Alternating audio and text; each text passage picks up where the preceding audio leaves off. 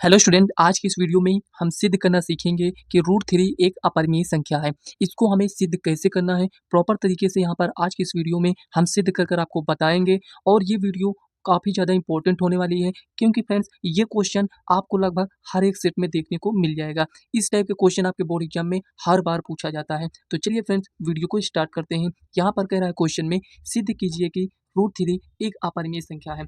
तो सबसे पहले यहाँ पर हम क्या करेंगे, यहाँ पर लिखेंगे सोल्यूशन, ये हो गया। उसके बाद यहाँ पर लिखेंगे माना। तो यहाँ पर देखिए हमें सिद्ध क्या करना है, रूट थ्री एक अपरिमेय संख्या है, तो इसका अपोजिट हमें मानना पड़ेगा। क्या मानना पड़ेगा? तो यहाँ पर हम लिखेंगे परिमेय। तो यहाँ पर लिखेंगे माना रूट थ्री एक परिमेय संख्या है, परिमेय संख्या है। जब इसको हम परिमेय लिख दिए हैं तो इसे हम पी बाई क्यू के रूप में लिख सकते हैं। तो यहाँ पर लिखेंगे root three equal to P by Q, और यहाँ पर आपको ऐसे लिख देना है जहाँ पी तथा क्यू क्यू सहभाज्य है, क्यू नॉट इक्वल जीरो। ये हो गया। तो यहाँ पे लिखेंगे दोनों पक्षों का वर्ग करने पर, दोनों पक्षों का वर्ग करने पर, दोनों पक्षों का वर्ग करेंगे तो लिखेंगे रूट थ्री का वर्ग इक्वल टू, यहाँ पर लिखेंगे पी स्क्वायर बटे में क्यू स्क्वायर। ये हो गया। अब वर्ग किए हैं तो यहाँ से रूट हट जाएगा, तो लिखेंगे three equal to P square बटे में क्यू स्क्वायर। ये हो गया। थ्री को यहाँ पर लेकर आएंगे तो क्यू स्क्वायर यहाँ पर आएगा, तो पी स्क्वायर बटे में थ्री। यहाँ पर आपको एक पॉइंट यहाँ पर नोट कर लेना है, उसको याद कर लेना है। यहाँ पर ये याद करना है कि पी स्क्वायर तीन से विभाज्य है, तो पी भी तीन से विभाज्य होगा। याद नहीं करना, समझना है तो ऐसे समझिए। जैसे मान लेते हैं किसी संख्या का वर्ग, जैसे कि नौ, नौ अगर तीन से विभाज्य है तो नौ किसका वर्गमूल है? नौ का वर्गमूल क्या हो जाएगा? स्क्वायर रूट तीन होगा, तो तीन भी तीन से विभाज्य हो जाएगा। मतलब किसी संख्या का अगर स्क्वायर उस संख्या से विभाज्य है तो वो संख्या भी उसी संख्या से विभाज्य हो जाएगा। एग्जाम्पल हम आपको बता दिए हैं कि अगर नौ तीन से विभाज्य हो रहा है तो नौ का स्क्वायर रूट जो तीन आएगा वो भी तीन से विभाज्य हो जाएगा। ठीक है ना? तो यहाँ पर लिखेंगे पी स्क्वायर तीन से विभाज्य है तो पी भी तीन से विभाज्य होगा, होगा। ये हो गया। जब यहाँ पर ये तीन से विभाज्य हो रहा है तो यहाँ पर फ्रेंड्स हम लिख सकते हैं P बराबर थ्री सी। ठीक है ना? तो यहाँ पर ये ऐसा क्यों लिखे हैं ये समझ लीजिए। तो यहाँ पर देखिए फ्रेंड्स, मान लेते हैं यहाँ पर नौ होता तो तीन से यहाँ पर अगर इसको डिवाइड करते तो कितनी बार जाता है? तीन बार। तीन त्रिक का नौ।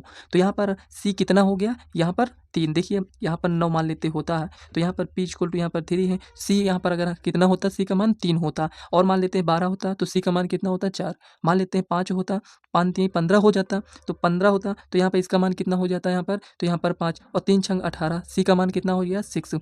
तो इसका वर्ग जो होगा इस संख्या से विभाज्य होगा, तो जो भी यहाँ पर संख्या होगी वो भी तीन से विभाज्य होगा। मतलब कि सी कुछ भी नहीं है, केवल जो गुणांक के रूप में हम लिखते हैं जिससे गुणा हो रहा है या जितनी बार भाग जा रहा है, जैसे भागफल के रूप में जो लिखते हैं वो यहाँ पर आया है। तो यहाँ पर सी क्या होना चाहिए? तो यहाँ पर लिखेंगे सी क्या है? एक पूर्णांक है, पूर्णांक है।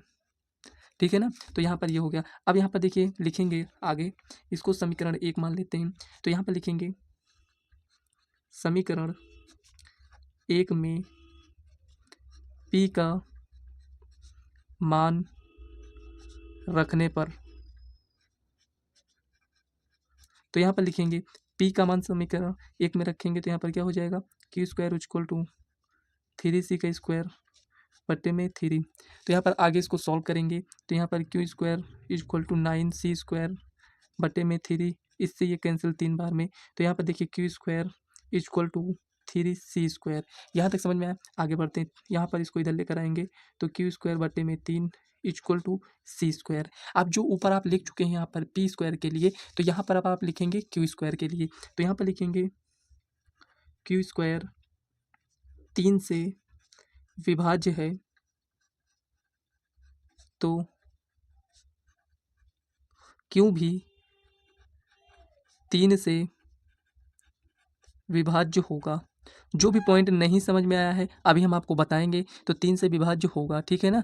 हम समझ रहे हैं आपको कहाँ पर डाउट हो सकता है। तो यहाँ पर क्यू स्क्वायर 3 से विभाज्य है, तो क्यू भी 3 से विभाज्य होगा। यहाँ पर आपने एक बात ये नोटिस किया होगा कि पी स्क्वायर और पी भी 3 से विभाज्य है और क्यू स्क्वायर और क्यू भी 3 से विभाज्य है।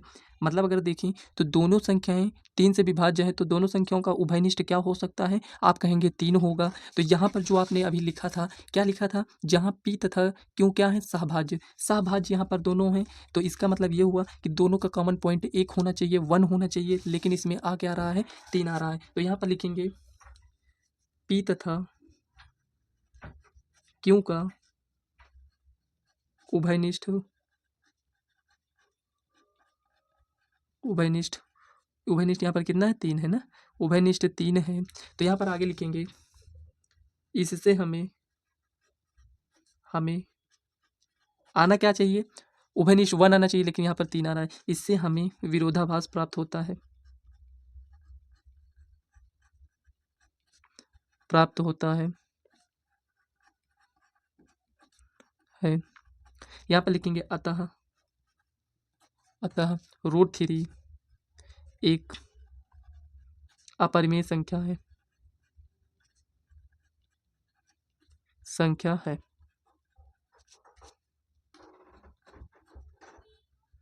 प्रूव्ड, यहाँ पर आपको लिख देना है प्रूव्ड, ठीक है ना। साइड में कुछ इसी टाइप से आपको लिखना है। देखिए यहाँ पर अब आपको डाउट कहाँ है उसको सीख लेते हैं।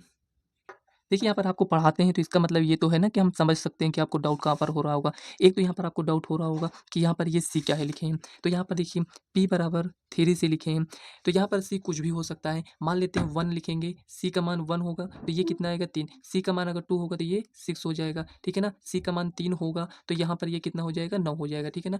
अगर इसका स्क्वायर हम कर देते हैं सभी का, तो यहाँ पर 9, 6 का स्क्वायर क्या हो जाएगा यहाँ पर 36, 9 का स्क्वायर क्या हो जाएगा 81, यही होगा ना। तो ये तब क्या है फ्रेंड्स, 3 से विभाज्य होंगे, ठीक है ना। 3 से ये सभी क्या होंगे, विभाज्य होंगे। तो यहाँ पर आप देख पा रहे होंगे कि इसको हम कैसे लिख सकते हैं, 3 गुणे 3 लिख सकते हैं, और इसको हम क्या लिख सकते हैं, 3 गुणे यहाँ पर देखिए यहाँ पर 3 और यहाँ पर क्या हो जाएगा 2, मतलब 12। ये मतलब सी यहाँ पर कितना आ गया है, 12 आ गया है, ठीक है ना। कुछ इस टाइप से यहाँ पर पूर्णांक मतलब कुछ भी हो सकता है, प्लस में माइनस में यहाँ पर कुछ भी हो सकता है, ठीक है ना।